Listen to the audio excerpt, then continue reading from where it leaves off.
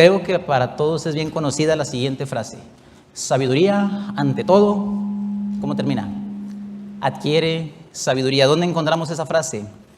En Proverbios. ¿Proverbios qué? Se puso más difícil, ¿verdad? Proverbios 4. En Proverbios 4 encontramos esta frase de Salomón enseñando a su hijo y diciéndole: mira, si vas a adquirir algo, si vas a comprar algo, si vas a conseguir algo, si vas a hacerte de algo en la vida, por favor asegúrate que sea sabiduría. ¿Por qué decimos eso? Porque dice: sobre todas tus posesiones, sobre cualquier cosa que tú anheles, adquiere inteligencia o sabiduría. También en Proverbios 8.1 encontramos una frase muy interesante cuando dice: no clama la sabiduría y da su voz la inteligencia. Y a partir del versículo 4 en Proverbios 8, la sabiduría parece hablar en primera persona y hace una invitación a todos los seres humanos a venir a ella como si fuera una persona, para caminar un estilo de vida de una persona sabia, de una persona piadosa. Ahora, tú y yo entendemos que la verdadera sabiduría no se va a adquirir a menos que sea en los caminos de Dios. El principio de la sabiduría es el temor de Jehová. Una persona creyente, una persona que conoce a Dios, una persona que tiene una relación personal con Dios, es una persona que sí puede caminar en sabiduría. Ahora, ¿por qué decimos esto? Porque cuando leamos Efesios capítulo 5, las primeras palabras que utiliza Pablo parecen recordarnos rápidamente a Proverbios, porque cuando él hace esta exhortación de mirad cómo se anda, cómo se vive el estilo de vida del creyente, dice: no andes como necio, sino como sabio. Y estos son los dos términos que se contraponen o se contrastan constantemente en el libro de Proverbios. No vamos a enseñar Proverbios hoy, solamente para captar nuestra atención respecto a estos términos. Pablo aquí, como un padre proverbial, nos recuerda cómo debe ser nuestra manera de vivir, cómo debe ser la vida, el estilo de vida de uno que ahora está en Cristo, y dice: anda como sabio, no andes como un necio. Tu vida debe reflejar sabiduría, y lo hace de dos maneras en 15 al 20 con dos contrastes interesantes. Mira cómo dice versículo 15: mira con diligencia cómo andas, no como necio, sino como sabio. Y luego en versículo 18 dice: no te embriagues con vino, antes bien sé lleno del Espíritu. Una vida de sabiduría solamente se podrá vivir en Cristo, lleno del Espíritu. Entonces, creyentes, prácticamente lo que Pablo nos está diciendo: que se te vea que estás en Cristo, que se te vea que estás en Cristo. Desde capítulo 4 hasta donde hemos estudiado esta sección, hemos visto cómo Pablo se concentra ahora en la manera práctica de vivir lo que se nos enseñó en capítulos 1 al 3. Y la pregunta surge: ¿cómo puedo vivir de tal manera que sea evidente en mi vida ese estilo de vida, esa manera de vivir de que ahora ya estoy en Cristo? Bueno, como creyentes podemos vivir así, no en nuestras fuerzas o capacidades, sino por el resultado de nuestra unión con Cristo. Tú y yo podemos vivir vidas sabias y vidas llenas del Espíritu Santo por el resultado de nuestra unión con Cristo, que es lo que Pablo nos ha venido enseñando prácticamente en toda la carta. Y las maneras prácticas comenzaron en capítulo 4. Entonces, porque tú estás en Cristo, tú puedes y debes vivir a la manera de Dios. Tú estás en Cristo, tú puedes y debes vivir a la manera de Dios. Y es lo que Pablo nos enseña en esta sección: cómo se vive a la manera de Dios, sabios y llenos. Sabios y llenos. Tú debes vivir a la manera de Dios, primero andando en sabiduría. Es lo que nos dice rápidamente y salta a la luz en el versículo 15, cuando dice: mirad pues con diligencia cómo andéis, no como necios, sino como sabios. Para Pablo este asunto es serio. Para Pablo este asunto es muy importante, porque él dice: mirad pues. No solo dice mirad, dice mirad pues. Y este pues es muy importante. Tan importante es que tuve que consultar con una persona para que me ayudara con esta palabrita. Y este pues describe o expresa lo que se espera como el resultado natural de lo que ya se dijo anteriormente. Sería como la conclusión de lo que se viene diciendo. Ahora, algo interesante que tú debes ver es que Pablo usa este pues 5 veces, desde 4.1 hasta 5.15. Y cada vez que este pues aparece, va seguido de la palabra andar. Y no es casualidad. Mira capítulo 4, versículo 1.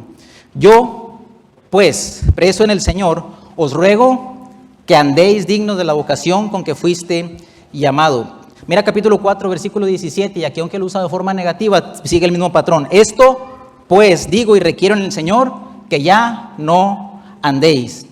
Mira ahí capítulo 5, versículo 1 y 2. Sed pues imitadores de Dios como hijos amados y andad en amor como también Cristo nos amó. Capítulo 5, versículo 7. No seáis pues partícipes con ellos, porque en otro tiempo erais tinieblas, mas ahora sois luz en el Señor. Andad como hijos de luz. Y lo encontramos aquí en capítulo 5, versículo 15, cuando dice, mirad pues, pudiéramos leer, por lo dicho anteriormente, entonces ustedes miren cómo andan, porque están en Cristo, porque son hijos de luz. Miren entonces y miren con diligencia. ¿Sí notaste el pasaje? Mirad pues, miren entonces con diligencia. Por esto este asunto es importante para Pablo. Es un llamado a una introspección diligente y cuidadosa. La Biblia de las Américas traduce esta expresión como tengan cuidado cómo andan. No anden superficialmente, no sean livianos, no anden a la ligera, no como la triste y célebre frase mexicana, ahí se va. ¿Sí? Una vez alguien me contaba una historia, yo no sé si era cierto o no, pero decían que un día un albañil estaba haciendo un trabajo y estaba zarpeando o enjarrando con la mano. Luego va el patrón y lo mira y dice, ¿qué estás haciendo? Y dice, no hombre, ahí se va. Y el patrón dice, no, el que se va es usted, ¿verdad? Y lo corrieron por no hacer el trabajo como debía haberse hecho, por no tomarse con el cuidado adecuado. No, Pablo no dice, no examines tu vida al ahí se va. Pon diligencia, pon cuidado. Es una introspección seria y cuidadosa, pero pregunta, ¿no es verdad que la mayoría del tiempo andamos tan ocupados, tan atormentados con las preocupaciones y con los afanes que pocas veces nos detenemos a mirar con diligencia? Que pocas veces nos sentamos a evaluar cómo estamos viviendo. El afán, el temor, la ansiedad nos roban de esta oportunidad de obedecer esto que Pablo nos dice, mira con diligencia. Y para colmo somos atraídos con nuestros propios deseos que siguen batallando dentro de nosotros o distraídos por la seducción del mundo, que no hacemos un alto para mirar con diligencia cómo andamos y cómo vivimos. Y muchas veces, por no poner atención a eso, nuestra vida refleja, en muchos casos, más necedad que sabiduría.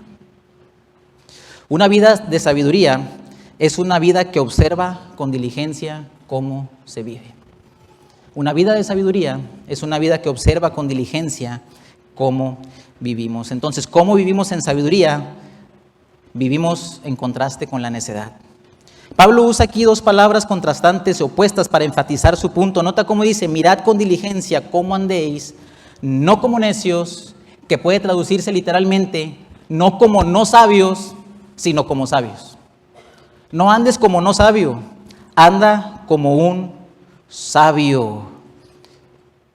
El necio, el que no tiene sabiduría, aquí no es alguien a que le falta necesariamente capacidad intelectual. Es alguien que dice no deliberadamente a la sabiduría de Dios, que es el punto de todo Proverbios cuando nos habla del contraste entre el sabio y el necio. El sabio rechaza la sabiduría, el sabio no escucha el consejo, el necio rechaza la sabiduría, no escucha el consejo. El necio saca a Dios de la ecuación. El necio no mira con diligencia cómo anda. El necio puede ser alguien que viene, escucha la predicación y pasa por alto lo que escuchó. Es alguien que no pide consejo, o si pide consejo lo rechaza.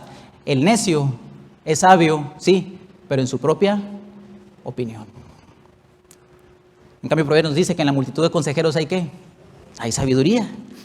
El necio no vive a la manera de Dios. Y dado nuestro corazón y que esto está escrito a creyentes, Pablo está advirtiendo a los efesios que tengan cuidado, porque ellos también, igual que nosotros, pueden vivir de maneras no sabias o necias, como si sacáramos a Dios de la ecuación o como si Dios no existiera. ¿Y cuál es la definición más grande de la necedad según Salmos 14:1? Dice el necio en su corazón, no hay Dios.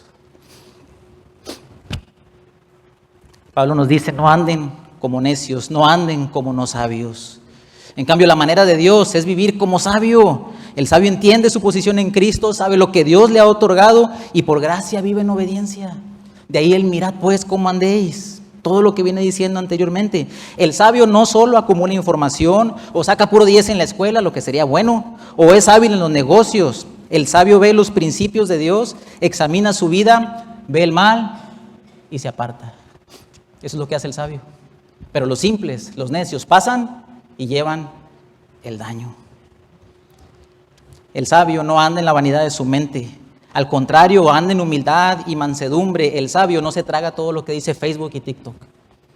No saca sus valores de la vida de lo que mira en el internet o en los propios consejos de su corazón caído. El sabio, en contraste con la necedad, refleja su andar con Cristo en una vida de obediencia, no perfecta, pero sí constante y creciente. De ahí que Pablo nos dice, miren con diligencia y anden no como necios, sino como sabios. Una vida de sabiduría se ve en contraste con la necedad y también se ve aprovechando la oportunidad. ¿Qué nos dice el siguiente pasaje ahí en versículo 17? Mirad pues con diligencia, 16, no como necios, sino como sabios. Y nota lo que dice, aprovechando bien el tiempo, porque los días son malos. Una vida de sabiduría se ve en la manera en que usas tu tiempo. En la manera en que usas tu tiempo, aprovechando las oportunidades. Ahora, qué expresión tan interesante esta, ¿no? Aprovechando bien el tiempo. No sé si te ha pasado que de repente tú te encuentras aún en la actualidad este asunto de que es algo que se tiene que hacer. Aprovechar bien el tiempo, como que no es un tema nuevo, no viene desde los tiempos bíblicos, pero en la actualidad, ¿qué encontramos? Encontramos libros que hablan de eso, ¿verdad? De hecho, nosotros leímos hace poco uno que se llama Aprovecha bien el tiempo, de una autora creyente. Hay libros de creyentes que hablan de este tema, hay libros seculares que hablan de este tema, hay seminarios que hablan de este tema, hay aplicaciones de celular que te dicen, mira, te vamos a ayudar a que aproveches bien tu tiempo, y hasta hay entrenamientos y coaching para este asunto de aprovechar el tiempo, y la mayoría de estos recursos o de estas técnicas se enfocan en ayudarte a hacer rendir tus 24 horas del día, ¿no? Y luego de repente tú y yo caemos en la mentira de que, híjole, ojalá el día tuviera 40 horas porque las 24 que tengo no me alcanzan. No, o sea, no necesitas eso. Dios no se equivocó en darte 24 horas del día para que hagas lo que tienes que hacer, ¿sí? Esa es la verdad. Entonces, aunque estas técnicas se enfocan en eso, lo que Pablo tiene en mente es algo completamente diferente. La palabra aprovechar aquí, vámonos por partes, es interesante, ¿no? Pablo dice, quiero que aprovechen bien el tiempo, y ahorita vemos esa palabra. La palabra aprovechar aquí también se puede traducir como comprar o redimir, y nos da la idea de sacarle el mayor provecho. Pablo nos dice, compren el tiempo, rediman el tiempo, úsenlo bien. Y luego llegamos a esta palabra tiempo, que no es la palabra que se utiliza para referirse a un tiempo específico, sino a una oportunidad completa, a una ventana de oportunidad, a momentos que Dios te regala en la vida. No es cronos, que mide el tiempo, como nosotros usamos la palabra cronómetro, ¿verdad? O cronología, no es esta palabra, es otra palabra que se refiere a las oportunidades que Dios te presenta. El sabio reconoce y entiende la oportunidad que Dios le ha dado, la oportunidad que Dios le presenta para servir y lo que Dios pone delante de él. Citando a John MacArthur, dice, debemos aprovechar o redimir al máximo la mayor parte de nuestro tiempo en este mundo malo para ampliar a plenitud los propósitos de Dios y reconocer las oportunidades diarias para la adoración y el servicio a Dios. Pablo quiere que sepas en qué momento de la vida estás, en qué momento de la vida Dios te ha puesto, quién está cerca de ti, para que tú en el uso correcto de tu tiempo, de esta ventana de oportunidad, tú puedas invertirlo para su reino de manera sabia. Y pensaba en una ilustración que nos ayuda a entender cómo es que nosotros a ciertas cosas le damos un valor y queremos aprovechar al máximo. Y pensaba en dos. A ver cuál te gusta más. Algunas veces ando yo por aquí en la escuela en la tarde y veo que hay un señor que vende elotes y tostitos preparados, ¿sí? Y miro cómo a veces la gente va y compra sus tostitos y paga lo que cueste, 50 pesos. Pero me queda claro que esta persona se quiere comer los 50 pesos de tostitos. ¿Por qué? Porque yo los miro cómo le rascan a la bolsa hasta que no le queda. Aprovecha al máximo cada granito de elote. No se pierde ni uno. O sea, no se comió 49.90. Se comió los 50 pesos, ¿sí? Pero también, como estamos hablando de tiempo, no sé si tú te acuerdas que algunas veces se hacían estos concursos del cual yo nunca me gané ninguno, cuando te decían, vas a ir a tal lugar y te vamos a dar 1 minuto para que escojas lo que quieras. Es 1 minuto, esa es tu ventana, esa es tu oportunidad. Imagínate un niño en la juguetería, cuando existía Julio Cepeda, no es publicidad porque ya no existe, ¿verdad? ¿Sí existe? Ah, bueno, pues yo nunca fui ahí, yo puros del mercadito, ¿sí?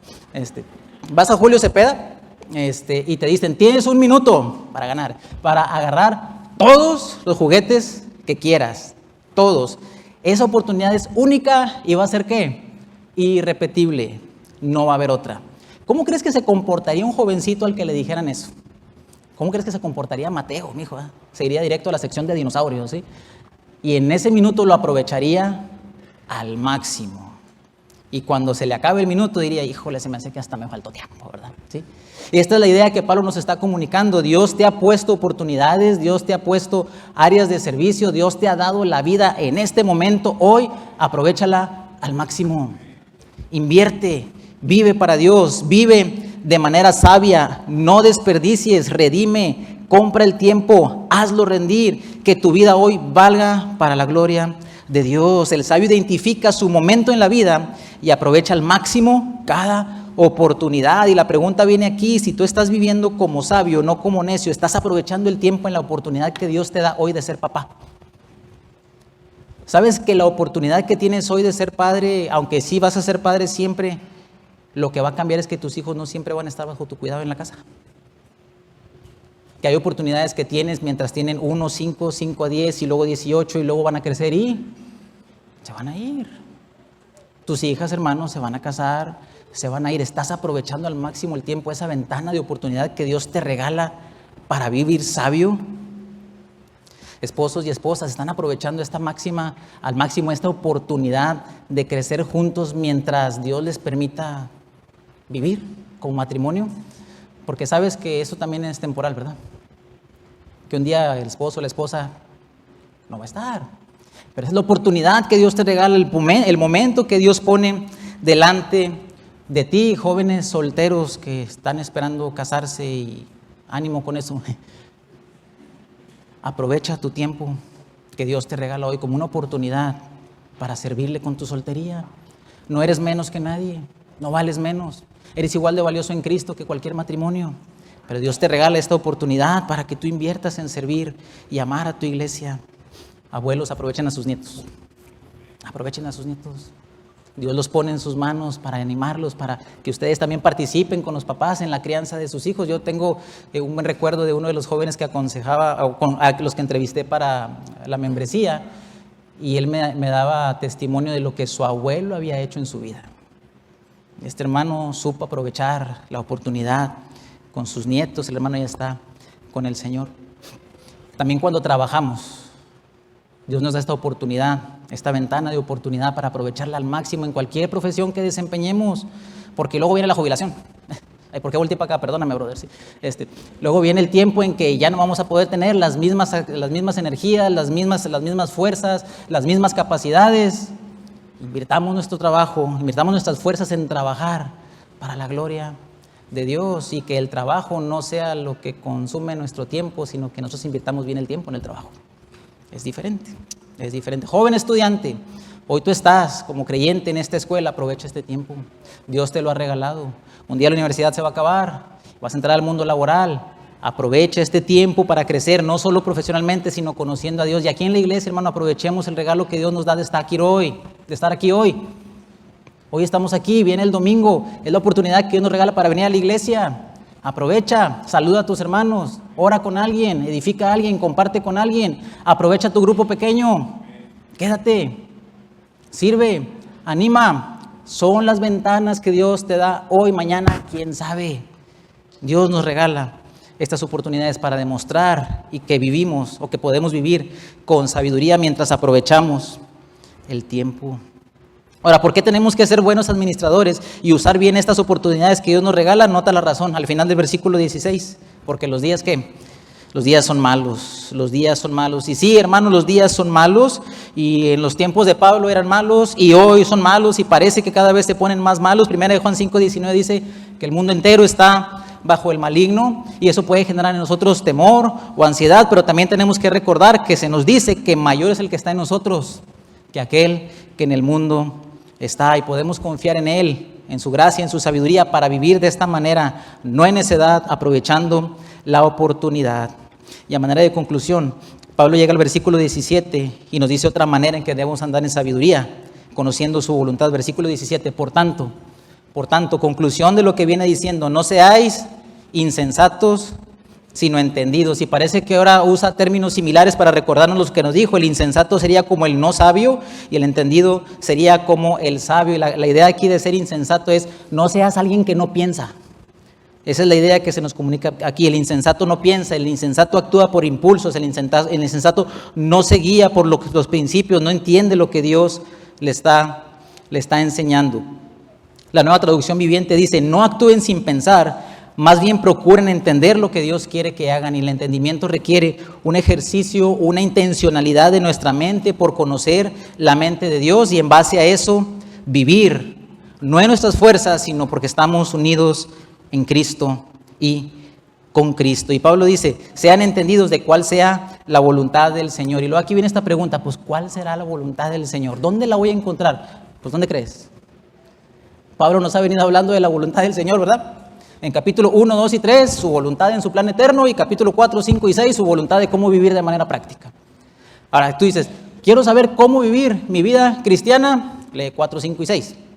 Y luego, mira, lo que viene más adelante en los asuntos de los roles familiares y todo eso es la voluntad de Dios para ti, la voluntad de Dios revelada. Y a veces tú y yo estamos tan preocupados de decir, ¿a dónde querrá Dios enviarme? ¿Cuál será la voluntad de Dios en tal o cual cosa? Pero descuidamos lo que ya tenemos revelado. Dios nos dice, mira, sé entendido de la voluntad de Dios. Enfócate en lo que sabes que está revelado y lo demás vendrá. Entonces Pablo nos dice entonces que nosotros debemos vivir porque estamos en Cristo sabiamente, en contraste con la necedad, aprovechando la oportunidad y conociendo su voluntad. Llegamos entonces a versículo 18. Hemos dicho que vivir la vida a la manera de Dios es el resultado de entender nuestra unión con Cristo, lo cual resulta en un andar en sabiduría. Ahora vamos a ver otra manera. Porque estás en Cristo, tú puedes y debes vivir a la manera de Dios. Y tú debes vivir a la manera de Dios lleno del Espíritu. Lleno del Espíritu. Versículo 18 dice, no os embriaguéis con vino en lo cual hay disolución, antes bien, sed llenos del Espíritu. Y aquí lo vamos a ver en 2 puntos. No te controles por lo externo.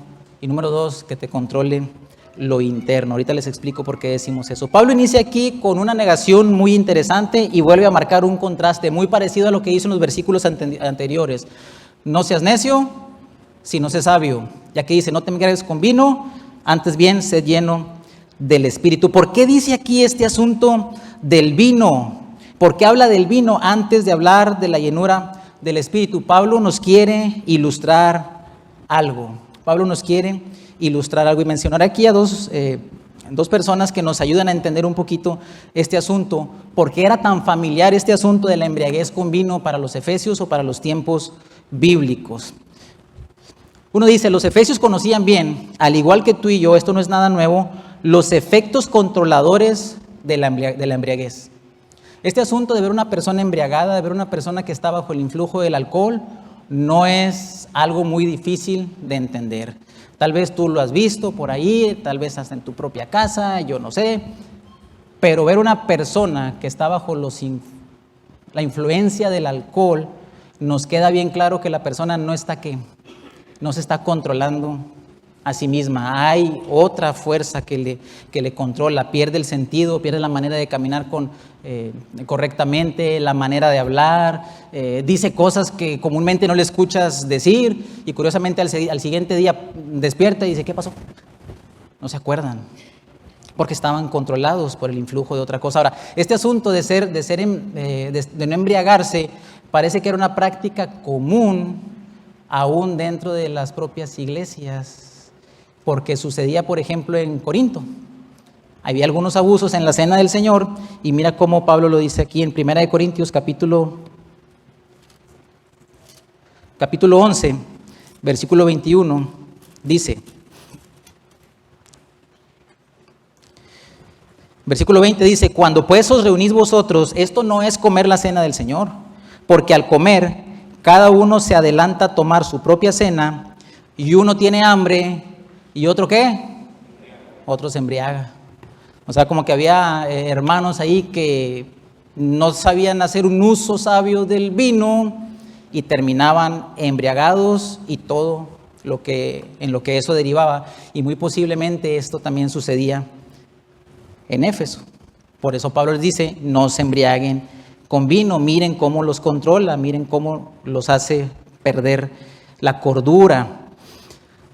MacArthur dice, Pablo hace alusión específica, atención a esto, a las orgías embriagadoras que se asociaban con muchas ceremonias religiosas paganas de la época. Entonces, en este tipo de culturas o en estas adoraciones paganas, no solamente había inmoralidad, sino se practicaban este tipo también de prácticas embriagadoras, y lo que surgía de eso era un descontrol y un desenfreno que no corresponde a cómo deben verse los creyentes. Y recuerda, Pablo le está escribiendo a creyentes que están en Éfeso, donde existía el templo de Diana de los Efesios, donde cosas como estas eran muy comunes. Así que para ellos este asunto era bastante regular en su manera de verlo o de vivirlo. De manera interesante aquí la palabra disolución también es desenfreno. No se embriaguen con vino en lo cual hay desenfreno. Es el resultado de estar embriagado. Esto no refleja la vida a la manera de Dios.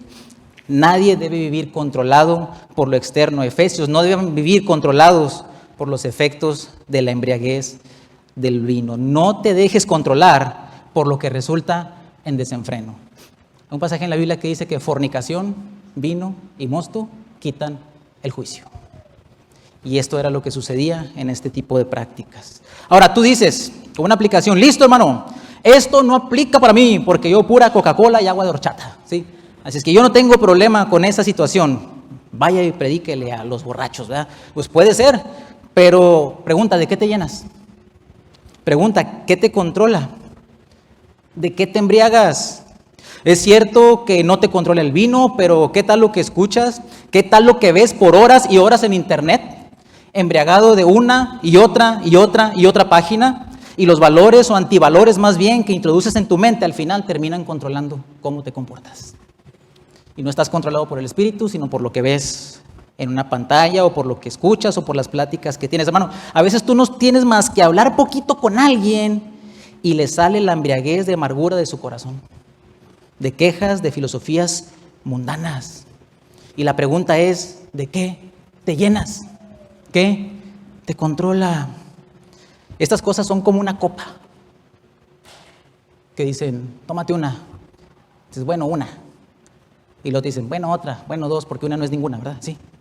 Y luego ahí te vas una, tras otra, hasta que terminas embriagado.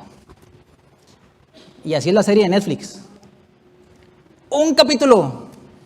Bueno, otro. ¿Qué horas son las 12? Sí, aguanto otro. ¿A qué hora me voy a levantar? A las 6. Uno más, con 4 horas largo, y luego te quedas dormido, ¿verdad? ¿Sí? Y terminas embriagado de quién sabe qué cosas. Así no se vive. El texto nos dice, entonces, ¿cómo debo vivir? Pablo nos dice con un contraste muy marcado, antes bien, más que cualquier otra cosa externa te controle, sé controlado por lo interno. ¿Y qué es lo interno? La llenura del Espíritu. ¿Por qué digo controlado por lo interno? Porque si tú eres creyente, querido hermano, el Espíritu Santo mora en ti. El Espíritu Santo está en ti. Y eso lo viene Pablo diciendo en Efesios capítulo 1, versículo 13, donde nos recuerda que fuimos sellados con el Espíritu Santo de la promesa. El Espíritu Santo ya está en nosotros. En Efesios 4, versículo 30 dice, no contristéis al Espíritu Santo de Dios, con el cual fuisteis sellados para el día de la redención. Ya mora el Espíritu Santo en ti, ya habita en ti, ya está en ti. Primera de Corintios 3:16 dice que nosotros somos la morada de Dios en el Espíritu. Ve ese pasaje, por favor, para que te quede claro y te maravilles de esto. Capítulo 3, versículo 16 de Primera de Corintios dice, ¿no sabéis que sois templos de Dios y que el Espíritu de Dios mora en vosotros? Y mira capítulo 6, versículo 19, donde dice, ¿o no sabéis o ignoráis que vuestro cuerpo es templo del Espíritu Santo, el cual está en vosotros, el cual tenéis de Dios y que no sois vuestros. El Espíritu Santo mora en ti si tú eres creyente. Qué interesante, ¿no? Que no dice que el Espíritu Santo mora en el edificio. ¿El Espíritu Santo mora en quién? En cada persona que ha creído en Cristo.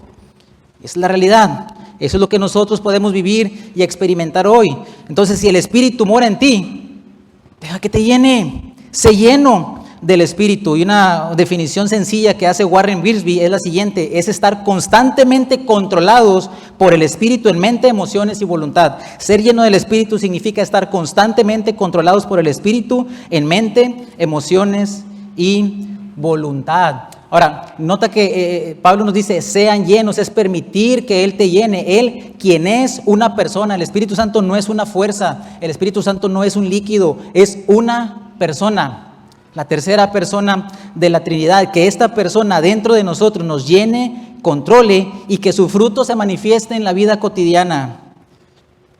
Nota que la idea es constante, es sean llenos. Podría traducirse más bien, manténganse llenos.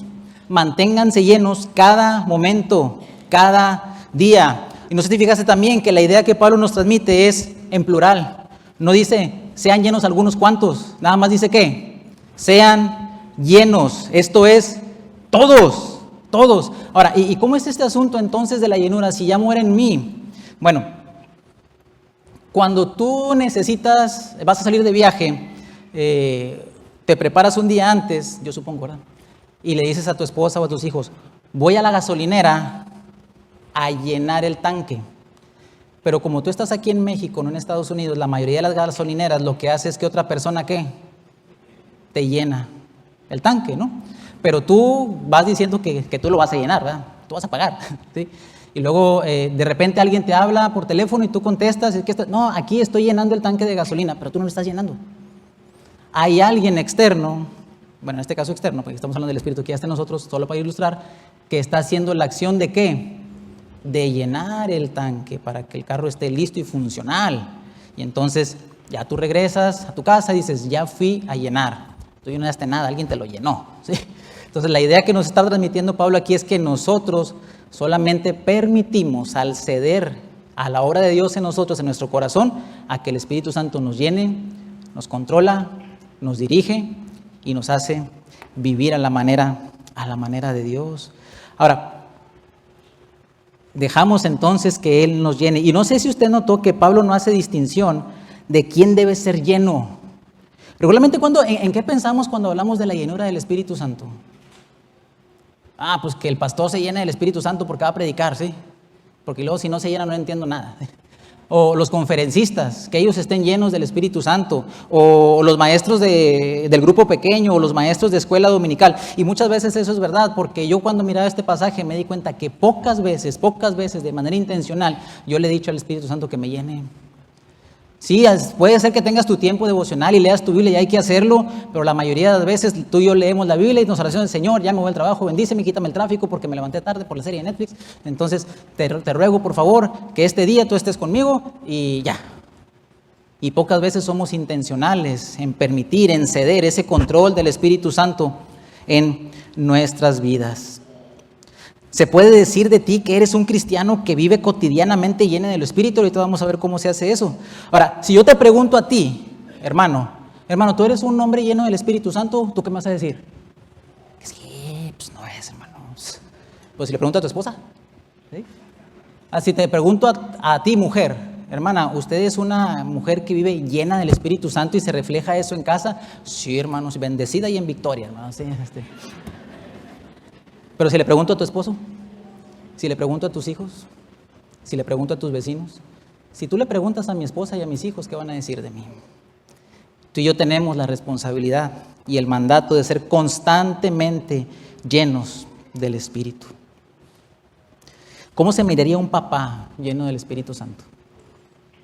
¿Cómo se miraría una mamá llena del Espíritu Santo? ¿Cómo te mirarías manejando a las 7:10 de la Avenida México aquí, por Eloy Cavazos, si estuvieras lleno del Espíritu Santo? Cuando se te atraviesa el tierra, no existe. ¿Sí?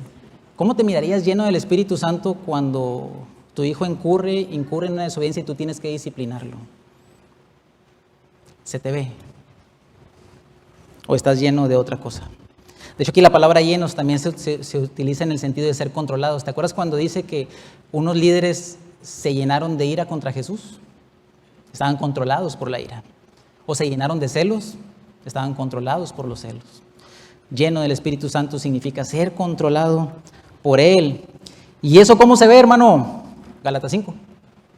La llenura del Espíritu se refleja en el fruto del Espíritu, que es amor, gozo, paz, paciencia, benignidad, bondad, fe, mansedumbre y templanza. Y eso es algo que nosotros debemos cultivar.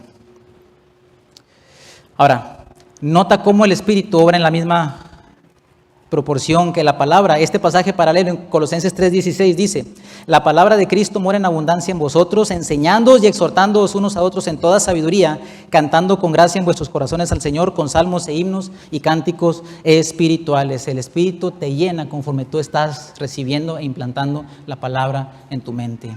La razón por la que no vivimos esas vidas es porque no pasamos tiempo con Dios, es porque no leemos la Escritura. Y no sé si viste los resultados de Colosenses 3:16, que son los mismos de Efesios 5:19, hablando entre vosotros con salmos, con himnos y cánticos espirituales. Y esta es la manera en que se va a evidenciar también cómo es que tú estás siendo lleno del Espíritu, conforme vas pasando tiempo con Dios en su palabra. Y mira los tres resultados: hablando, cantando y alabando y agradeciendo. Hablando, cantando y alabando y agradeciendo. Es lo que nos dice el versículo 19. Esto es lo que saldrá de una persona juntamente con el fruto del Espíritu que está llena de Él, hablando entre vosotros.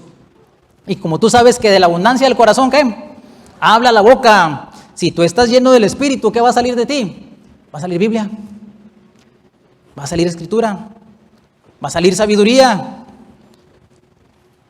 Y nota que estos tres resultados, rápidamente para concluir: hablando entre vosotros con salmos, con himnos y cánticos espirituales, cantando y alabando al Señor en vuestros corazones, y luego viene la gratitud del final, se pueden resumir en una sola palabra: adoración. Adoración. Una persona llena del Espíritu Santo entenderá que ha sido llamada a adorar. Sinclair Ferguson, en la página 2329 de la Biblia de la Reforma, dice: se ofrece alabanza tanto cantada como hablada por medio de salmos, himnos y canciones espirituales. Los salmos están dirigidos de diversas maneras a Dios, a los miembros de la congregación y al adorador mismo. Ahora, esto nos ayuda a entender que esta era una manera en que los creyentes de estos tiempos se comunicaban la verdad. Sí sabes que ellos no tenían Biblias, ¿verdad? De hecho, pues apenas están leyendo Efesios. ¿Sí? Entonces, ¿cómo se comunicaban ellos la verdad? Ellos tenían palabras, recordaban las palabras de los apóstoles, las memorizaban o las leían y también las cantaban. Y así se edificaban unos a otros en la comunidad de la iglesia. Aquí Pablo nos dice cosas que ellos utilizaban. Utilizaban los salmos, que son los salmos que nosotros ahora mismo tenemos del Antiguo Testamento. Himnos, dice, porciones que llevan la marca de haber sido himnos, como el himno del siervo en Filipenses capítulo 2. Versículo 11, haya pues en vosotros ese sentir que hubo en Cristo Jesús, que muy posiblemente también se cantaba como un himno y comunicaban la verdad. Y los cánticos espirituales, algunos dicen que son expresiones de testimonio, y era lo que se hacía de manera comunitaria en la reunión congregacional de las iglesias del primer siglo. Hay mucho más que se pudiera decir de esto con la historia, le puedes preguntar a alguien más después si quieres. Y también una manera en que se ve el fruto del Espíritu es agradeciendo. ¿Cómo termina el pasaje? Versículo 20, dando siempre gracias por todo a Dios y Padre en el nombre de nuestro Señor Jesucristo. Hace un momento el pastor decía que a veces es difícil dar gracias en situaciones difíciles, en situaciones complicadas, pero tú y yo debemos recordar que por la obra de Dios de nosotros y por su Espíritu sí podemos vivir vidas agradecidas, aún en tiempos complicados, aún en tiempos difíciles. No es algo natural. Vivir lleno del Espíritu es vivir a la manera de Dios, porque ahora estás en Cristo. Y aquí vienen unas preguntas de aplicación. ¿Eres consciente de tu necesidad de ser lleno del Espíritu Santo? ¿Has pensado esto? ¿Dejas que Él te controle en tus decisiones, en la manera en que vives, cómo te comportas en la casa, cómo te comportas en el trabajo, cómo arreglas los conflictos familiares? ¿O te controla tu carne, tus impulsos, o la típica, Pues es que así soy yo. Ya sabías que era así, ¿para qué te casabas conmigo? O te controla tu pereza o tu pasividad, más que el Espíritu Santo dentro de ti. Y dice, hermano, entonces, ¿cómo le hago? La pregunta es la siguiente: ¿te estás llenando de Biblia? Según Colosenses 3:16, la palabra de Cristo mora en abundancia y es mucho, y ser lleno del Espíritu también tiene que ver con plenitud, que es cuando Pablo dice, ser llenos de toda la plenitud de Dios. Dice, sí, pastor, ya leí 2 de Juan. Sí. Dios quiere que tú y yo leamos, que pasemos tiempo con Él, para que esas verdades transformen nuestra mente, transformen nuestro corazón, y que eso sea lo que nos controla, no lo externo, no lo que dice el mundo, no el vino, no la filosofía de este mundo. Aquí el texto dice, hablando entre vosotros con salmos. ¿Hablas Biblia? ¿Se te conoce por alguien que conoce y habla la Biblia? Padre de familia, tú y yo tenemos esta responsabilidad. Tu familia te escucha hablando Biblia. Tu familia te mira leyendo la Biblia.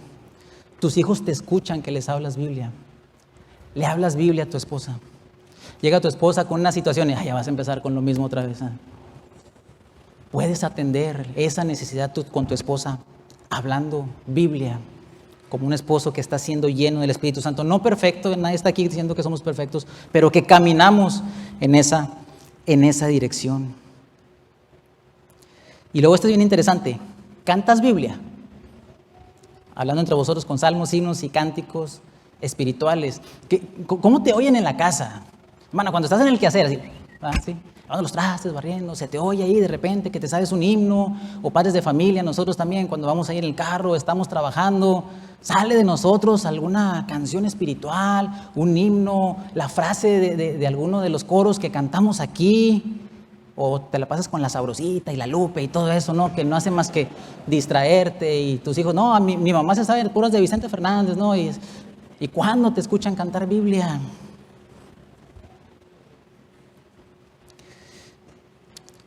Y participas en la adoración congregacional, porque esto está en comunidad, ¿verdad?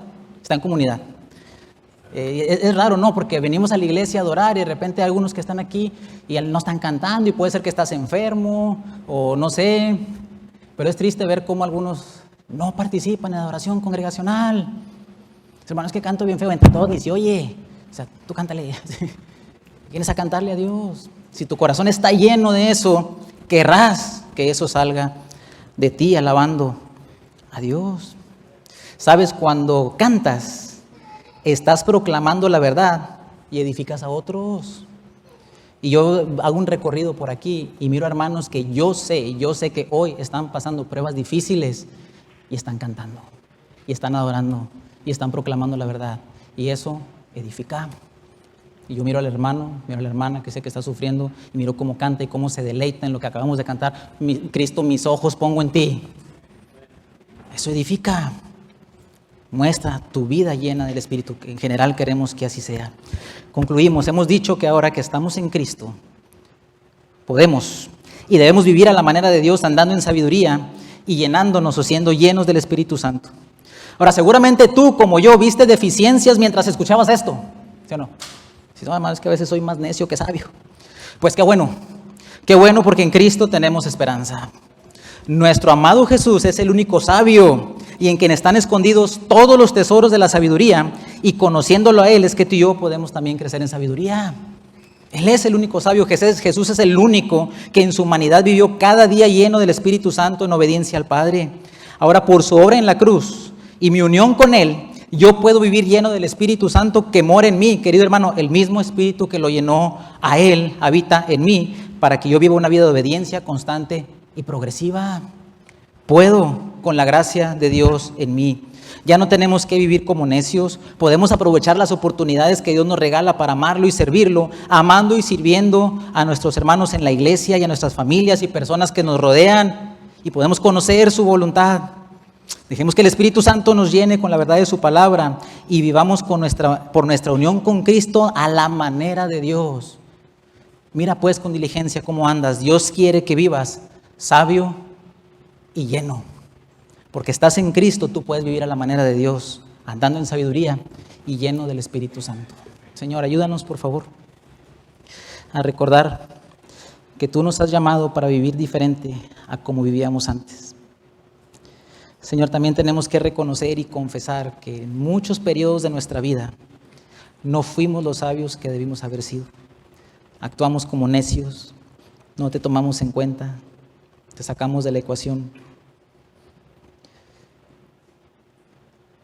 Y muchas veces, Señor, nuestro día a día comunica más que no nos estamos llenando de ti, que no estamos dejando que tú nos controles. Vivimos, Señor, en nuestros propios impulsos, vivimos en nuestra carne, vivimos en nuestra pereza espiritual y pasividad y contristamos al Espíritu Santo.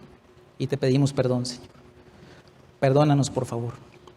Y ayúdanos hoy, por la obra de Cristo, a poder caminar vidas sabias que reflejen que te conocemos y vidas llenas del Espíritu, que se muestran cómo vivimos de manera cotidiana, día con día, mientras te cedemos a ti el control de nuestras vidas, Señor, por favor. Y si hay una persona aquí, Señor, que no tiene a Cristo, haz de ver, Señor, que lo único que vive es un camino de necedad que terminará en muerte. Pero porque Cristo murió, fue sepultado y resucitó, esta persona puede venir en arrepentimiento y fe, confesar a Cristo como su Salvador y comenzar a vivir a tu manera.